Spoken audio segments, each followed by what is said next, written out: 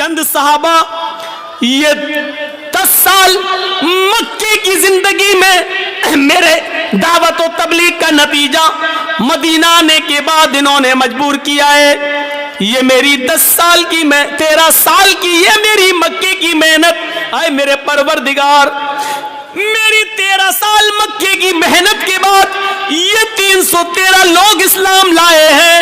یہی میری جمع ہے، یہی میری پونجی ہے، یہی میرا سرمایہ ہے، یہی 13 سال کی محنت کا نتیجہ ہے جو میں نے نچوڑ کر تیرے سامنے پیش کر دیا. الہ العالمین اگر یہ 313 مسلمان آج ہلاک ہو گئے. الحمدللہ نحمدہ ونستعینہ ونستغفرہ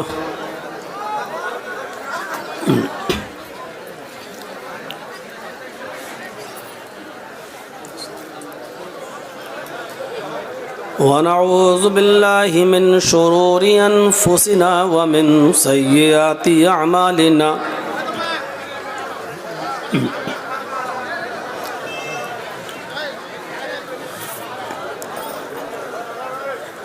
من يهدي الله فلا مضل له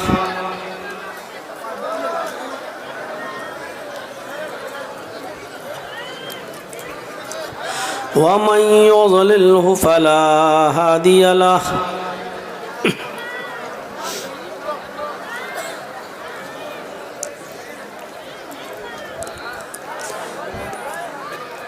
وأشهد أن لا إله إلا الله وحده لا شريك له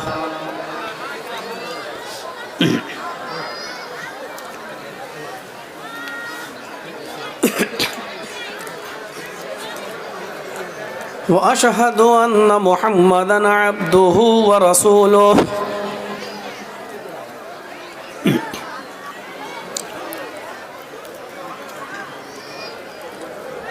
أما بعد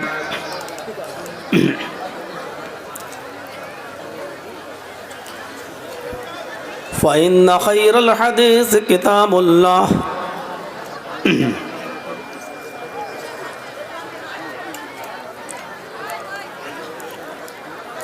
وخير الهدي هدي محمد صلى الله عليه وسلم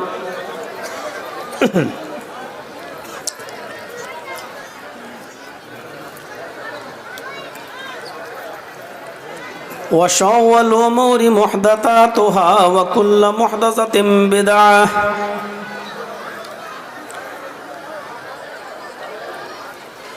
وكل بدعة ضلالة وكل ضلالة في النار.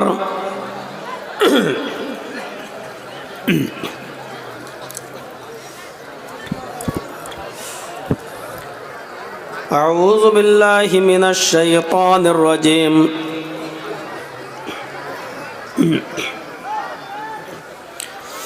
بسم الله الرحمن الرحيم.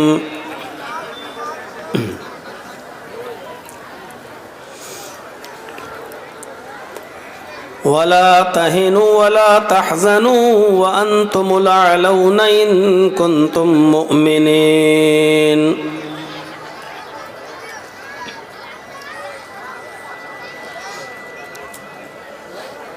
رب اشرح لي صدري ويسر لي أمري واحلل عقدة من لساني يفقهوا قولي.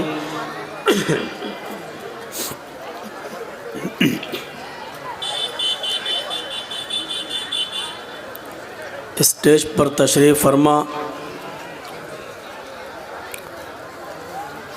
اس اجلاس کے صدر محترم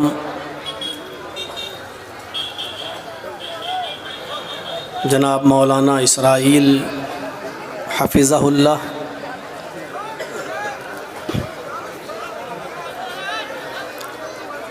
اس اسٹیج پر بیٹھے ہوئے دیگر معزز اور مؤقر علماء کرام،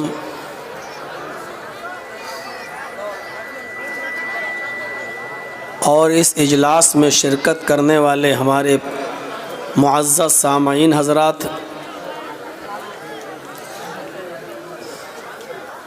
پردہ نشین اسلامی خواتین، پیاری ماں اور بہنوں، قوم و ملت کے لائق ور نوجوانوں، عزیز بچوں،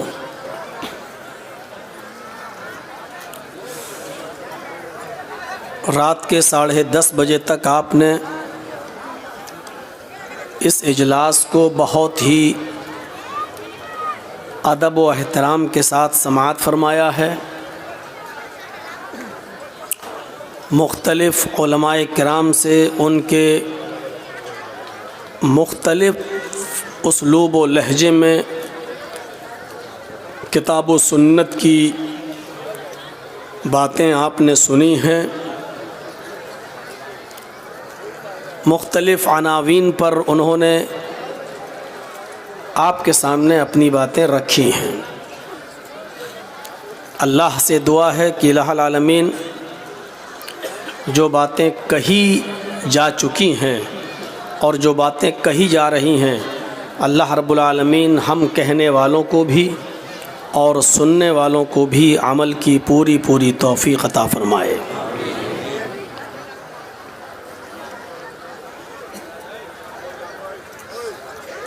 قرآن کریم کی جو آیت میں نے آپ کے سامنے خطبہ مسنونہ کے بعد پڑھی ہے، اس آیت کے اندر اللہ رب العالمین ہم سے ایک وعدہ کر رہا ہے۔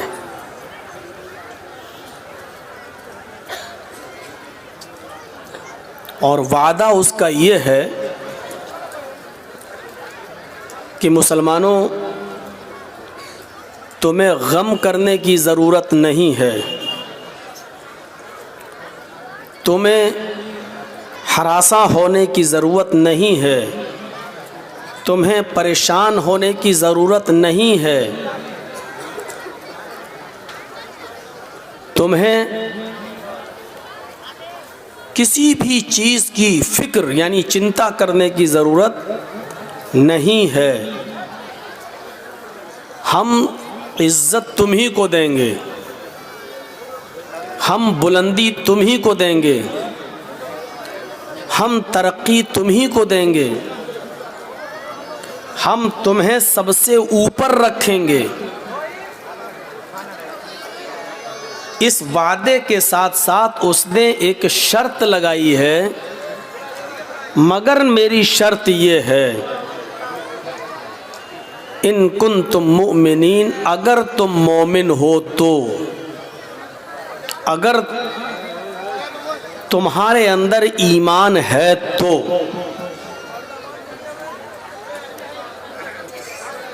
آج اسی پر ہمیں کچھ گفتگو کرنی ہے۔ ہم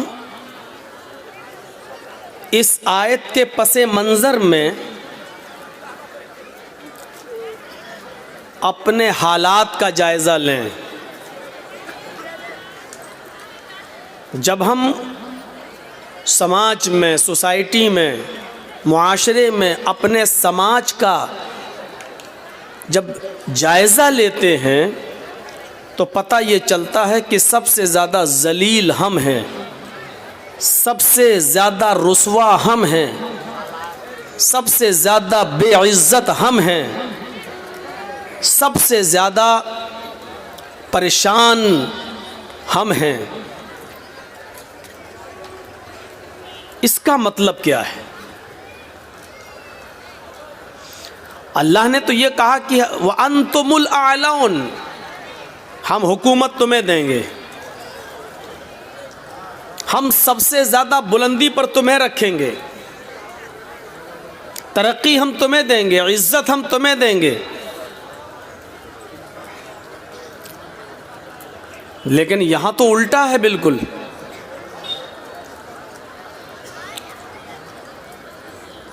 الٹا ہے۔ یہاں ہم سب سے زیادہ ذلیل ہیں۔ ہم نے غور نہیں کیا اپنے کردار پر،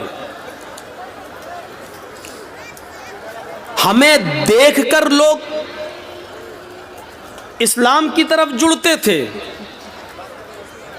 آج ہمیں دیکھ کر لوگ یہ محسوس کرتے ہیں کہ یہ مسلمان ہے۔ کیا یہ اسلام کی دعوت ہے؟ کیا یہ اسلام کی تعلیم ہے؟ تھوڑا بہت جو قریب ہوتا بھی ہے وہ ہم سے دور ہو جاتا ہے۔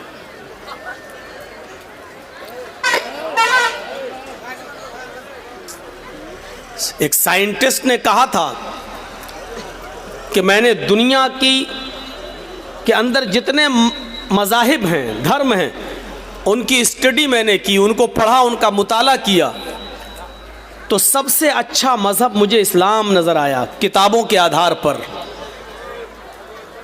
دھرم گرنتھوں کو پڑھنے کے بعد، مذہبی کتابوں کے پڑھنے کے بعد سب سے اچھا مذہب ہمیں اسلام نظر آیا۔ پھر اس نے پوری دنیا میں جہاں تک وہ گھوم سکتا تھا، دورہ کر سکتا تھا، ٹریول کر سکتا تھا، اس نے ٹریول کر کے دیکھا، اس نے جائزہ لے کر دیکھا کہ اسلام کے ماننے والے کیسے ہیں۔ تو اس نے برجستہ یہ کہا کہ جب میں نے کتابوں کو پڑھا تو دنیا کا سب سے بہتر مذہب مجھے اسلام لگا، لیکن جب میں نے دنیا کا دورہ کیا تو مجھے بگڑی ہوئی قوموں میں سب سے زیادہ بگڑی ہوئی اور سب سے زیادہ بدقماش قوم ہمیں مسلمان نظر آئی۔ اس حقیقت کا اعتراف ہمیں اور آپ کو کرنا پڑے گا۔ ہمارا مذہب سب سے اچھا، لیکن ہمارا کردار، ہمارا اخلاق اس مذہب کی روشنی میں عمل کر کے ہونا کیا چاہیے تھا۔ لیکن پوری دنیا میں سب سے زیادہ بگڑا ہوا اگر کوئی ہے تو وہ مسلمان۔ کبھی ہم نے غور کیا اس بات پر؟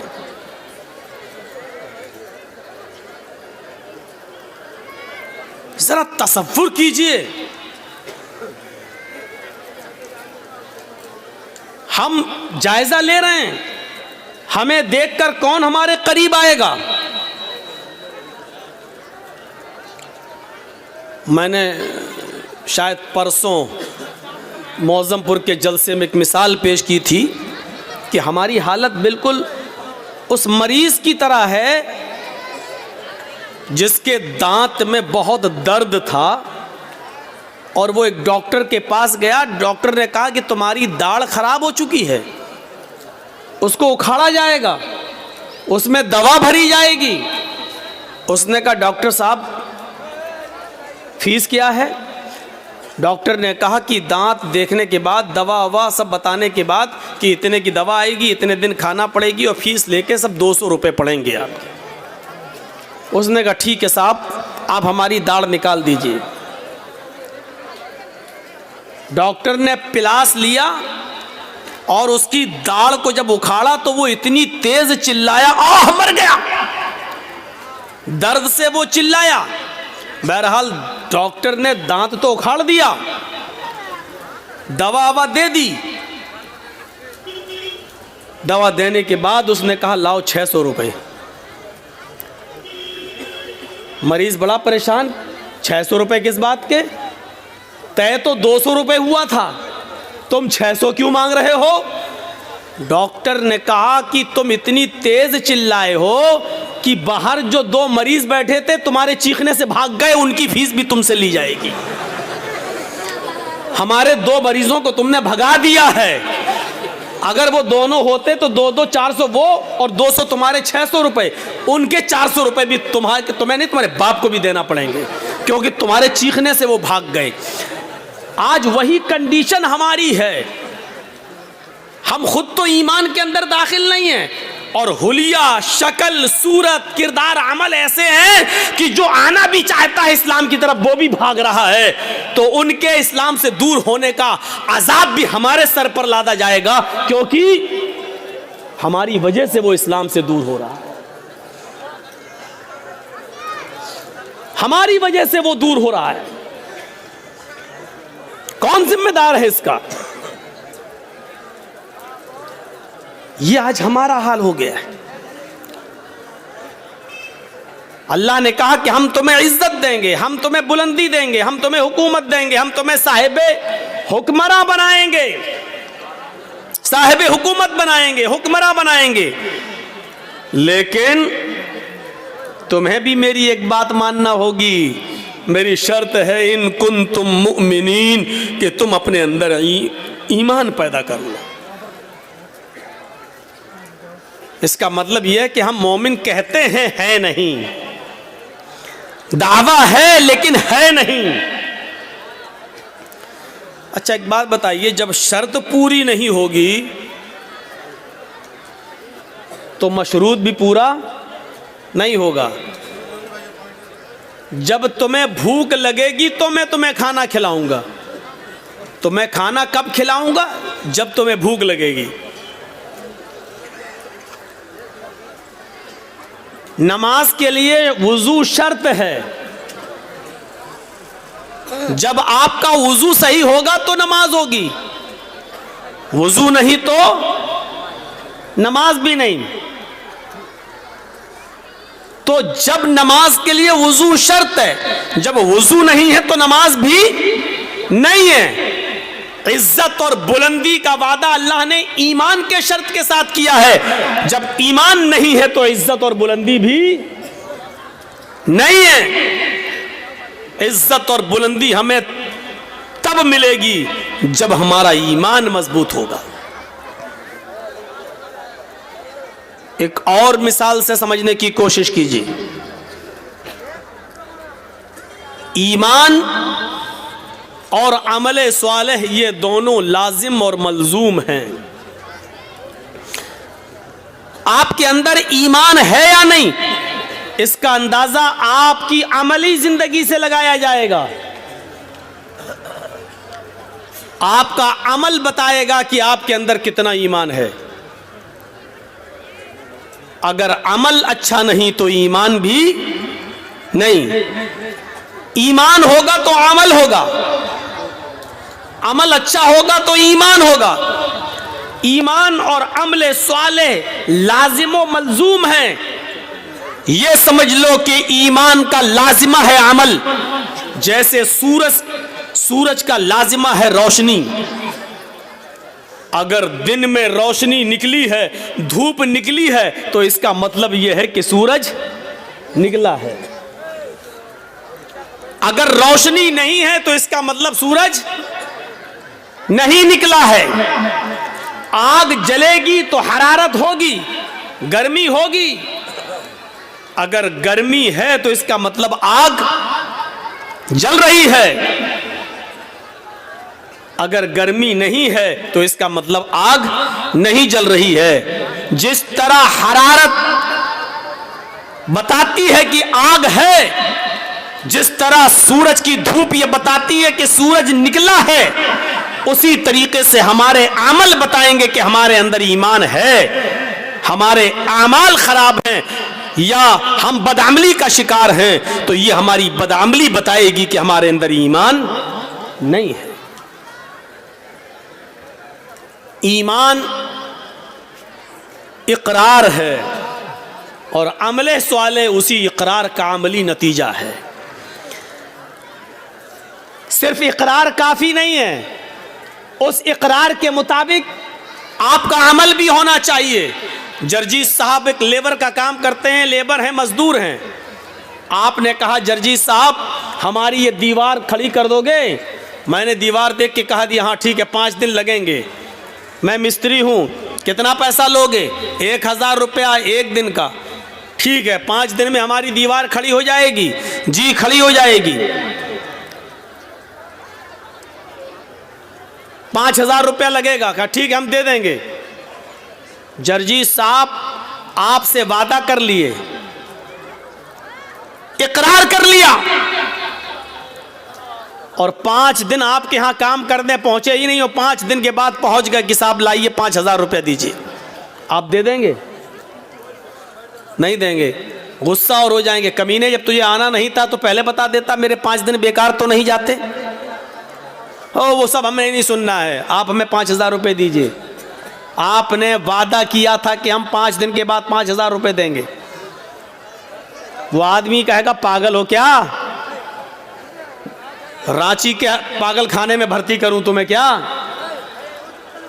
ارے میں نے اقرار کیا تھا کہ تمہیں 5,000 روپے دوں گا، تو تم نے بھی وعدہ کیا تھا کہ 5 دن میں ہم تمہاری دیوار بنا دیں گے، تم نے دیوار بنائی؟ جب تم نے دیوار نہیں بنائی تو ہم تمہیں پیسہ کیسے دیں؟ نہیں دیں گے۔ ہم اقرار کرتے ہیں اللہ کے علاوہ ہمارا کوئی معبود نہیں اور محمد اللہ کے رسول ہیں۔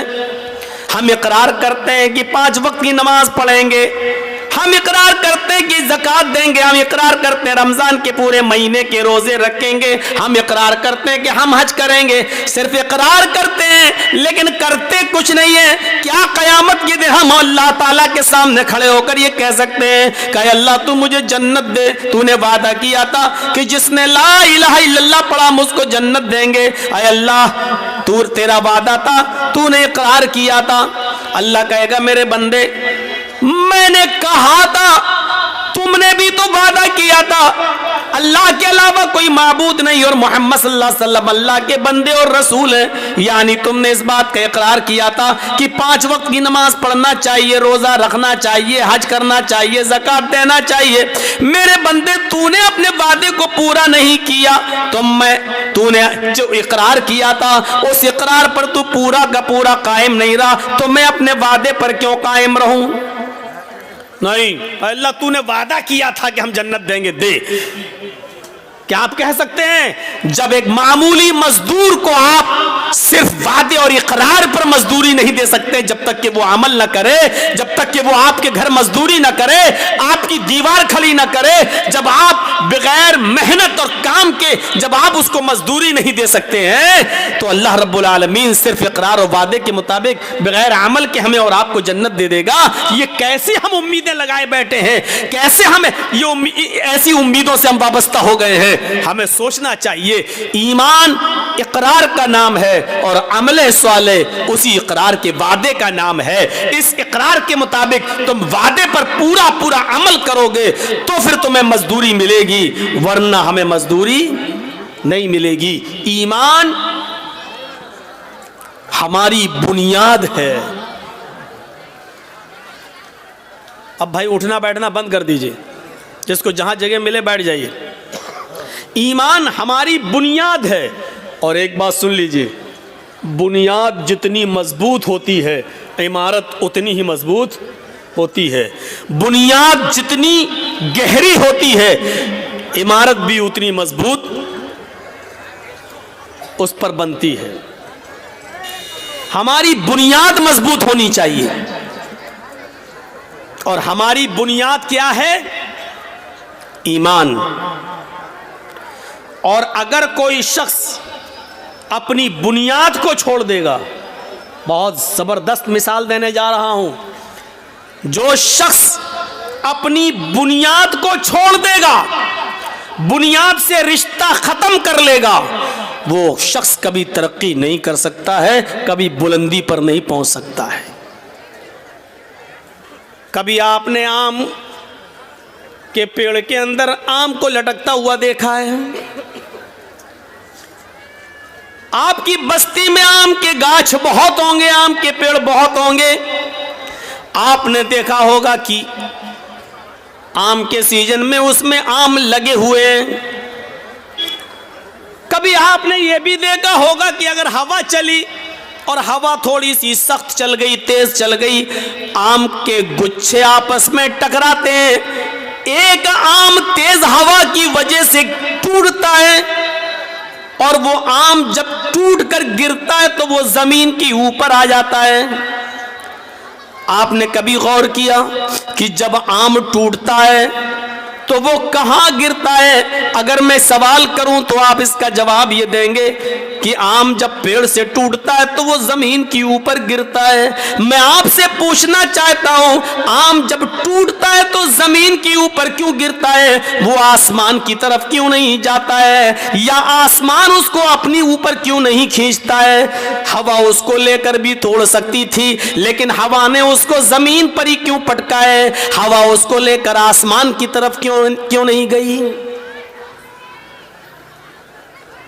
آم کا یہ پھل ہمیں چیخ چیخ کر یہ میسج دے رہا ہے، یہ پیغام دے رہا ہے، آئے دنیا والوں، جب تک ہم اپنی بنیاد سے جڑے تھے دن پہ دن میٹھے ہو رہے تھے، دن پہ دن بڑے ہو رہے تھے، دن پہ دن ترقی کر رہے تھے، دن پہ دن ہمارے اندر اس پر مٹھاس آتی جا رہی تھی، ہم دن پر دن پروان چڑھتے جا رہے تھے۔ لیکن جب ہم نے اپنی بنیاد سے رشتہ ختم کیا، جب ہم نے اپنی بنیاد سے رشتہ توڑا، تو ہمارا مقدر زمین کی ذلت بن گئی، ہمارا مقدر آسمان کی بلندی نہیں بنی، کیونکہ ہم نے اپنی بنیاد سے اپنا رشتہ توڑ لیا ہے، ہم نے اپنی بنیاد سے اپنا رشتہ ختم کر لیا ہے۔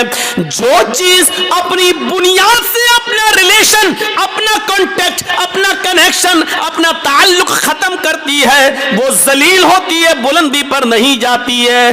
آم جب تک اپنی بنیاد سے چپکا تھا، چھوٹا سا تھا، دھیرے دھیرے بڑا ہوتا جا رہا ہے، کھٹا تھا، دھیرے دھیرے اس میں مٹھاس آتی جا رہی ہے، ہرا تھا، دھیرے دھیرے یلو کلر میں بدلتا جا رہا تھا۔ کیوں؟ کیونکہ وہ اپنی بنیاد سے جڑا ہوا تھا۔ لیکن جب اس نے اپنی بنیاد سے اپنا کنیکشن ختم کیا، اپنا رشتہ توڑا، تو پھر وہ زمین کی اوپر آیا، پھر وہ زمین کی اوپر گرا، اور زمین پر گھومنے والے چھوٹے چھوٹے بچے اس پر جھپٹ پڑے اور اس کو چیر دیا، آم کو پھاڑ دیا، آم کو، اور اس کو کھا گئے، لقمہ بنا لیا۔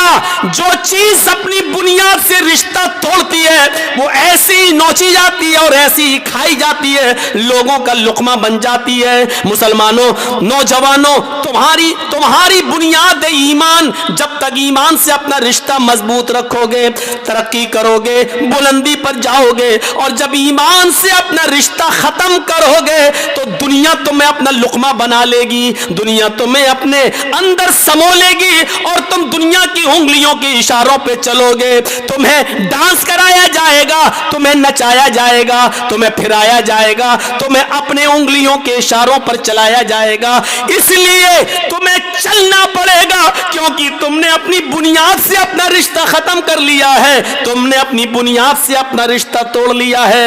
اگر چاہتے ہو ترقی کریں، اگر چاہتے ہو کہ بلندی پر جائیں، اگر چاہتے ہو کہ حکومت ملے، سرداری ملے، تو تمہیں ایمان کے ساتھ اپنا رشتہ مضبوط کرنا ہوگا، اپنی بنیاد کے ساتھ اپنا تعلق جوڑنا ہوگا۔ میں اس چیز کو بہادری نہیں مانتا ہوں، چند لڑکوں کے بیچ میں ایک لڑکی جاتی ہے اور چہرہ کھولی ہوئی ہے، لیکن بس اوپر سے پردہ ڈالے ہوئے ہیں، اور لوگوں کے بیچ میں جا کر اللہ اکبر کا نعرہ لگا دیتی ہے۔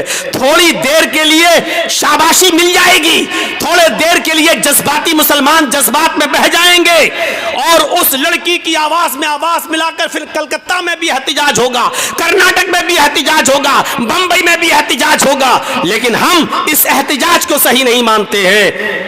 صحیح تو ہم تب مانتے جب ایک لڑکی حجاب میں گئی اور اس کے حجاب کو اتروانے کی کوشش کی جا رہی ہے، اس کے حجاب کو اتروایا جا رہا ہے، اس کے اس حجاب کے اتروانے کی کیفیت کو دیکھ کر ہم جتنے بھی مسلمان ہیں اور جتنے بھی مسلمان بہنیں اور مائیں اور بیٹیاں ہیں، ان کو اتنا غصہ آ جانا چاہیے کہ اب ہمارے جسم سے ان کمبختوں نے حجاب اتروانے کا پلان بنایا ہے، آج سے ہم حجاب ضد میں پہن کر جائیں گے، ہم اپنے گھروں سے حجاب کی حفاظت کریں گے۔ دیکھیں کون ہے جو ہم سے ہمارا حجاب نوچ سکے اور اٹھا سکے۔ اگر اس لڑکی کے ہمت و بہادری اور حوصلے کو سلام کہنا تھا تو ان تمام عورتوں کو اس دن کے بعد سے حجاب پہننا شروع کر دینا چاہیے تھا۔ اگر یہ ساری ہندوستان کی عورتیں حجاب پہننا شروع کر دیں، برقع اوڑھنا شروع کر دیں، چہرہ چھپانا شروع کر دیں، دیکھ لیجئے ڈیبیٹ کتنی جلدی بند ہو جائے گی، اور پھر کوئی آدمی حجاب پر پھر پابندی نہیں لگائے گا، کیونکہ وہ جان جائے گا کہ اب مسلمان ایک زخمی شیر کی طرح ہے، اس کی ایک عورت سے اگر حجاب اتروایا تو یہ ساری کی ساری عورتیں حجاب پہننے والی بن جاتی ہیں۔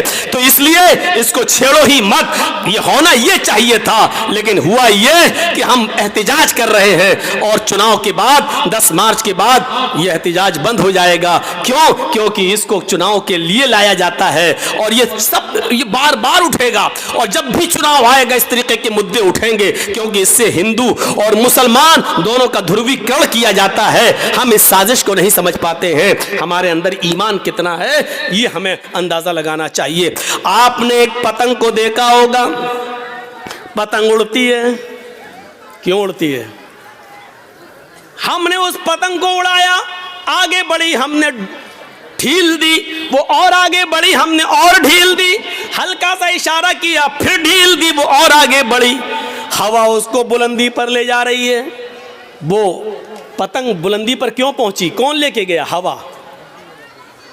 لیکن تھوڑی دیر کے بعد آپ دیکھتے ہیں دوسری پتنگ آتی ہے اور اس پتنگ کی ڈور کو کاٹ دیتی ہے, اس کے دھاگے کو, مانجے کو کاٹ دیتی ہے. میں کہتا ہوں ہوا تو وہی ہے جو ابھی اس پتنگ کو اوپر لے کے جا رہی تھی, لیکن جب اس پتنگ کی ڈور کٹتی ہے تو پھر ہوا اس پتنگ کو اوپر لے کر کیوں نہیں جاتی؟ ابھی پتنگ اوپر لے کر جا رہی تھی, لیکن ابھی ہوا اس پتنگ کو اوپر لے کے جا رہی تھی, لیکن جب پتنگ کی ڈور کٹتی ہے تو پھر وہ ہوا اس پتنگ کو اوپر نہیں لے جاتی ہے, بلکہ اس کو زمین پر آنا پڑتا ہے. وہی پتنگ جو ابھی اوپر اڑ رہی تھی اب ڈور سے رشتہ توڑتی ہے تو وہ ہچکولے کھاتے ہوئے, جمپنگ کرتے ہوئے, کولا منڈیاں کھاتے ہوئے وہ زمین پر گرتی ہے. اور زمین پر بھی پھر وہی حال ہوتا ہے. چھچورے لڑکے, ان پڑھ لڑکے محلے کے اندر جن کو اسکولوں کالجوں میں جانے کی فرصت نہ ہو, ایسے چھچورے لڑکے اس پتنگ کی اوپر ٹوٹ پڑتے ہیں اور اس کی چھینا جھپٹی کر کے اس کے ٹکڑے ٹکڑے کر دیتے ہیں. یہ پتنگ جو آسمان کی بلندی کو چھو رہی تھی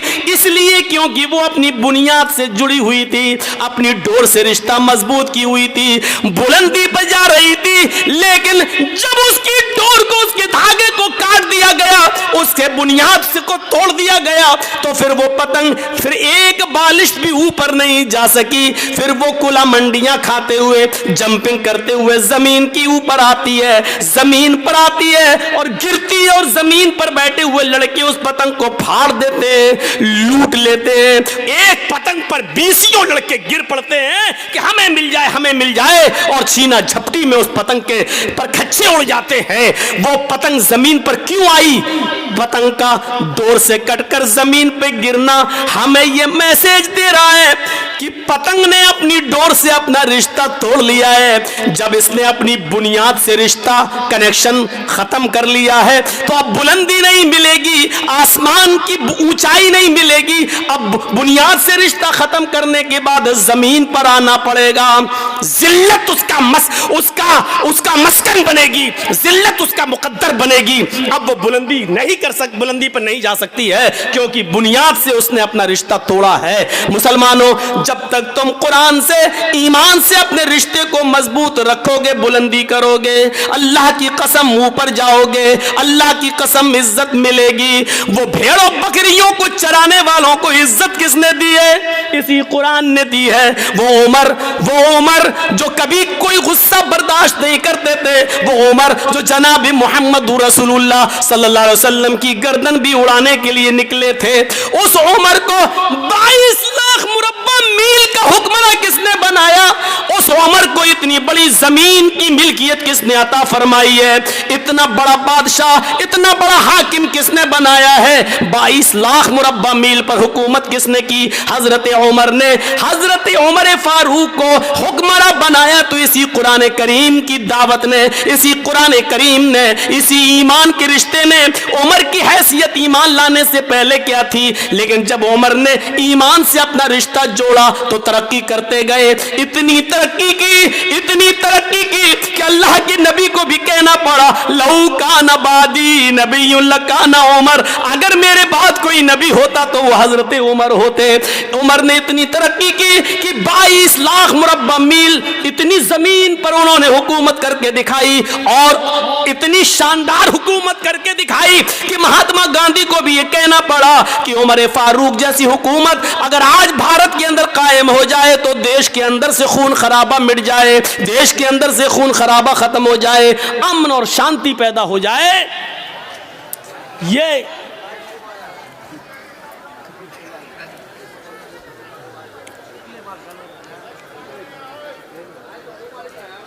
یہ ہمارے ایمان کا حال ہے.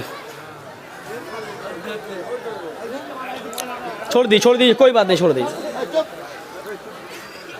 کوئی لیڈیز ہی ان کو کہہ دے جو لائٹ مار رہی ہے لال والی, کوئی بچی ہوگی, چھوٹی ہوگی, حرکت کر رہی ہوگی, چھوڑ دیں. بیٹھیے. আপনারা বসুন, একদম কেউ দাঁড়াবেন না. تو میری بات آپ نے اچھی طریقے سے سمجھ لی ہے. ایمان سے جتنا رشتہ ہمارا مضبوط ہوگا اتنا ہم آگے بڑھیں گے, ترقی کریں گے. ان مثالوں سے اب ہم سمجھ گئے ہیں کہ ہم ذلیل کیوں ہیں, ہم رسوا کیوں ہیں, بدنام کیوں ہیں.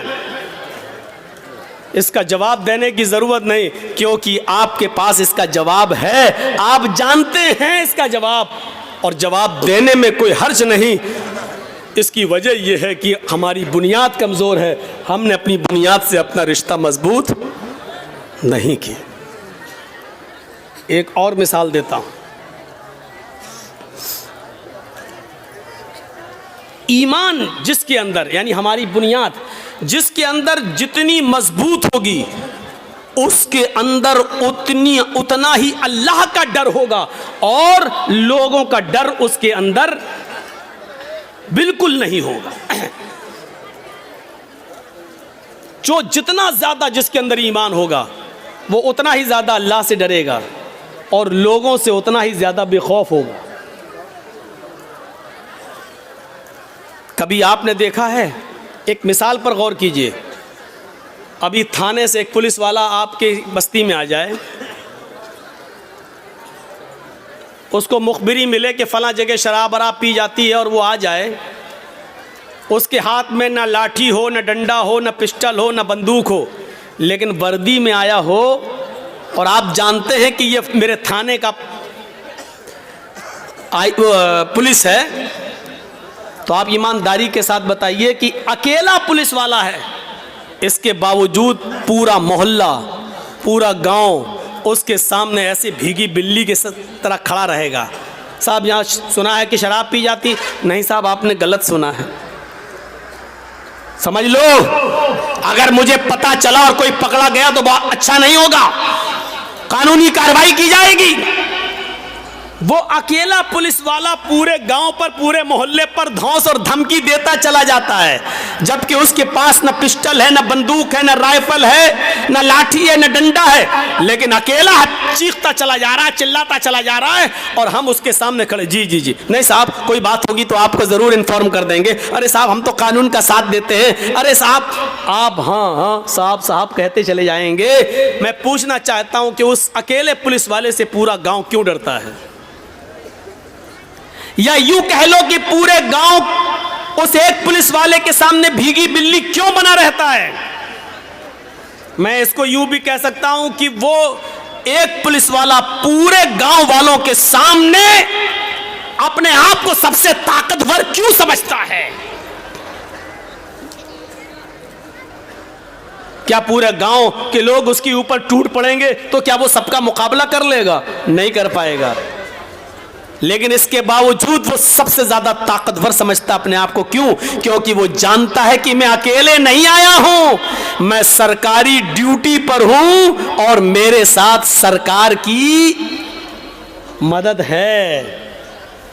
اور گاؤں والے بھی یہ سمجھتے ہیں یہ اکیلا ہے ضرور, لیکن یہ اکیلا نہیں ہے, آیا ہے اکیلا, لیکن اگر ایک تھپڑ بھی اس کو مار دیا تو پورا گاؤں میرا چھاونی میں تبدیل ہو جائے گا. کیونکہ اگر اس نے ایک فون کر دیا تو میرے پورے گاؤں پر چھاپا مار دیا جائے گا, چھاونی میں تبدیل. یہ اکیلا آیا ہے, لیکن اکیلا ہے نہیں, سرکار کی طاقت ہے اس کے پاس. سرکار کی طاقت ہے مولوی چرچیز کے پاس, پورے گاؤں کے لیے اکیلا کافی ہے, پورا گاؤں ڈرتا ہے. اسی طریقے سے ایک مومن ہم آپ کو نہیں کہہ رہے ہیں, ہمیں نہیں معلوم کہ آپ میں کون مومن ہے کون نہیں ہے, ہم مومن کہہ رہے ہیں.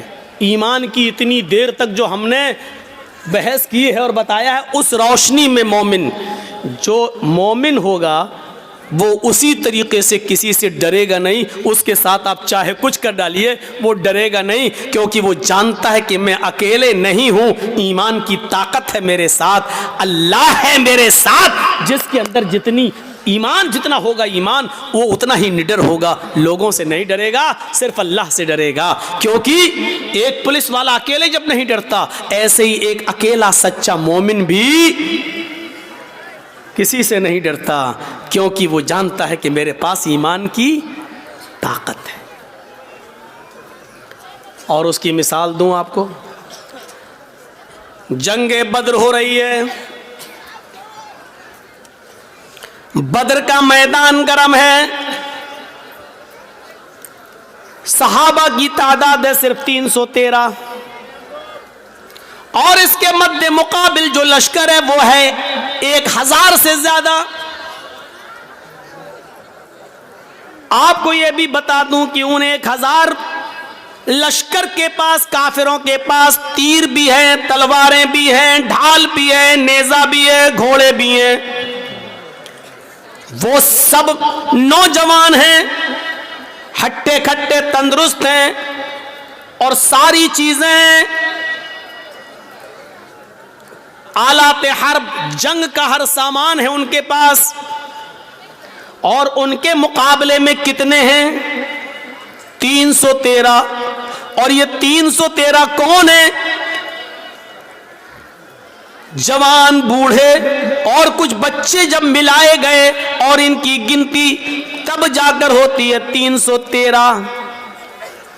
اور ان 313 لوگوں کے پاس، ان 313 صحابہ کے پاس صرف 2 گھوڑے ہیں۔ آلات حرب کا حال یہ ہے کہ کسی کے پاس تیر ہے لیکن چھوڑنے کے لیے کمان نہیں ہے، کسی کے پاس کمان ہے لیکن چھوڑنے کے لیے تیر نہیں ہے،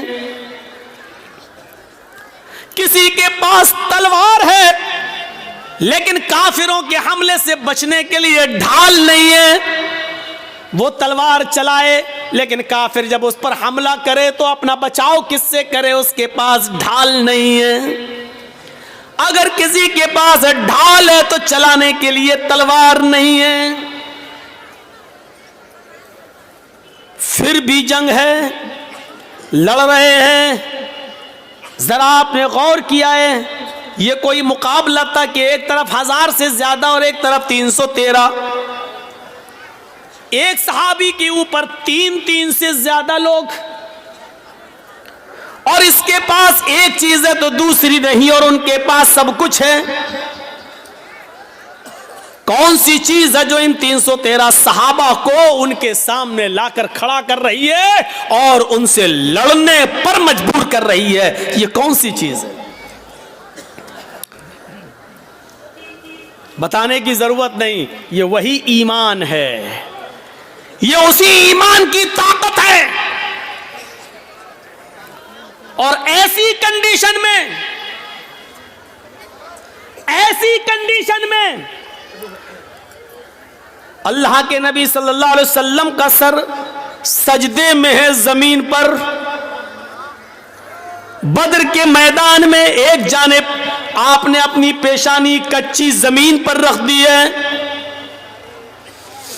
اور سجدے میں گرے ہوئے ہیں، اور یہ دعا کر رہے ہیں سجدے میں، اللہم لا تہلک ہذہ العصابہ ان تہلک ہذہ العصابہ لن تعبد بعد اليوم قط۔ اے اللہ، یہ مٹھی بھر جماعت، یہ میرے چند صحابہ، یہ 10 سال مکے کی زندگی میں میرے دعوت و تبلیغ کا نتیجہ مدینہ آنے کے بعد انہوں نے مجبور کیا ہے، یہ میری 10 سال کی 13 سال کی یہ میری مکے کی محنت، اے میرے پروردگار، میری 13 سال مکے کی محنت کے بعد یہ 313 لوگ اسلام لائے ہیں، یہی میری جمع ہے، یہی میری پونجی ہے، یہی میرا سرمایہ ہے، یہی 13 سال کی محنت کا نتیجہ ہے جو میں نے نچوڑ کر تیرے سامنے پیش کر دیا۔ الہ العالمین، اگر یہ 313 مسلمان آج ہلاک ہو گئے، مجھ پر ایمان لانے والے مٹ گئے، یہ 313 اگر آج ختم ہو گئے، ان 313 کو اگر آج برباد کر دیا گیا، ان کو کافروں نے اپنے حملے میں شکست دے دی، اگر آج یہ اس دنیا سے مٹ گئے، لن تعبد بعد اليوم، اے اللہ آج کے بعد پھر کبھی تیری عبادت اس روئے زمین پر نہیں ہوگی، آج کے بعد پھر کوئی اللہ اللہ کہنے والا نہ ہوگا، آج کے بعد پھر اس زمین پر کبھی سجدہ نہ کیا جائے گا۔ اللہ اکبر کی ندا آج کے بعد نہیں آئے گی۔ اے اللہ اگر تو چاہتا ہے کہ قیامت کی صبح تک تیرا نام تیرا دین باقی رہے تو ان 313 مسلمانوں کی حفاظت فرما، یہ میری 13 سال کی محنت کا نتیجہ ہے، اے اللہ تو ان کی حفاظت فرما۔ یہ نبی کی اس وقت کی دعا بھی تھی جو سجدے میں آپ نے پڑھی تھی، سجدے میں اکیلے اور تنہا سجدے میں ہم بھی دعا کرتے ہیں، کچھ نہیں ہوتا، یا ربی یا ربی یا ربی، اے اللہ مجھے یہ دے مجھے یہ دے مجھے یہ دے، اوپر سے آواز آتی ہے میرے بندے میں تجھے کیا دوں، مانگ تو یہ رہا ہے لیکن دوں تو کیسے دوں، مطعمہ حرام، جو کھانا کھا کر آیا ہے وہ حرام ہے، وَمَشْرَبُهُ حرام، جو پی کر آیا ہے وہ بھی حرام کا ہے، وَمَلْبَسُهُ حرام، جو کپڑا پہن کے آیا ہے وہ بھی حرام کی کمائی کا ہے، وَغُذِيَ بِالْحَرام، تیرے جسم میں جو خون دوڑ رہا ہے وہ حرام کمائی کھا کھا کر اسی کا بنا ہوا خون تیرے جسم میں دوڑ رہا ہے، فَأَنَّا يُسْتَجَابُ لِذَلِكَ، او میرے بندے میں تیری دعا سنوں تو کہاں سے سنوں، تو پورا کا پورا ناپاک ہے، کھانا تیرا ناپاک، کپڑا ناپاک، پانی ناپاک، بدن میں جو خون دوڑ رہا ہے وہ نجس و ناپاک، اے میرے بندے میں تیری دعا سنوں تو کہاں سے سنوں۔ اللہ سنتا نہیں ہے، ایسے سن لے گا اللہ؟ 13 سال کی محنت کے بعد کہا اللہ یہ 313 برباد ہو گئے، تو کبھی اس روئے زمین پر تیری عبادت نہیں ہوگی، اللہ اللہ کوئی نہیں کہے گا۔ ایمان کا جذبہ دیکھی، کیا تھا ایمان، 1000 سے لڑ رہے۔ امام احمد ابن حنبل کے پاس ایک عورت آتی ہے، غور کر کے دیکھیے اس عورت کے سوال کے بعد ہماری حیثیت کیا رہ جاتی ہے، ذرا تصور کیجئے۔